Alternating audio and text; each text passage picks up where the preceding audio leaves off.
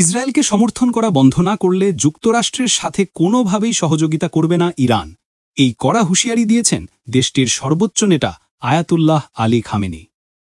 বিশ্বজুড়ে যখন মধ্যপ্রাচ্যের উত্তেজনা নতুন করে জ্বলে উঠছে, তখন ইরানের এই ঘোষণা যেন আরও একবার আগুনে ঘি ঢালল। খামেনি স্পষ্ট করে দিয়েছেন, তেহরান এখন আর কোনোভাবে আমেরিকার দ্বিমুখী নীতি বরদাস্ত করবে না। সোমবার তেহরানে এক বক্তব্যে খামেনি বলেন, যুক্তরাষ্ট্র যদি ইহুদিবাদী শাসন ইসরায়েলের প্রতি সমর্থন সম্পূর্ণ ত্যাগ করে, এই অঞ্চল থেকে তাদের সামরিক ঘাঁটি তুলে নেয় এবং আমাদের ব্যাপারে হস্তক্ষেপ বন্ধ করে, তবেই সহযোগিতা সম্ভব। এর পেছনে রয়েছে এক দীর্ঘ সংঘাতের ইতিহাস। জুনের মাঝামাঝি ইসরায়েল ইরানের ওপর ভয়াবহ বিমান হামলা চালায়। এরপরই মার্কিন যুক্তরাষ্ট্র সীমিত হামলা চালায় ইরানের পারমাণবিক স্থাপনাগুলোতে। এর জবাবে ইরানও ক্ষেপণাস্ত্র ও ড্রোন হামলা চালিয়ে দেয়। ফলে এপ্রিল থেকে চলা তেহরান ওয়াশিংটন পারমাণবিক আলোচনা ভেস্তে যায়। বর্তমানে 24শে জুন থেকে যুদ্ধবিরতি কার্যকর রয়েছে, কিন্তু উত্তেজনা এখনও তীব্র।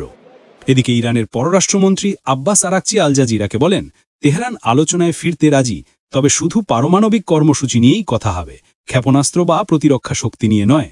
তিনি বলেন, আমরা সমান মর্যাদায় এবং পারস্পরিক স্বার্থে আলোচনা করতে চাই, এর বাইরে কিছু নয়। দীর্ঘদিন ধরে আন্তর্জাতিক নিষেধাজ্ঞার মধ্যে থাকা ইরান এখন এক কঠিন পথে দাঁড়িয়ে। তবে স্পষ্ট বার্তা দিয়েছে তেহরান, ইসরায়েলকে সমর্থন করলে যুক্তরাষ্ট্রের সাথে কোনো সম্পর্ক নয়। এই বক্তব্য শুধু ইরান নয়, পুরো মধ্যপ্রাচ্যের ভূ রাজনীতিতে নতুন অধ্যায় যোগ করল।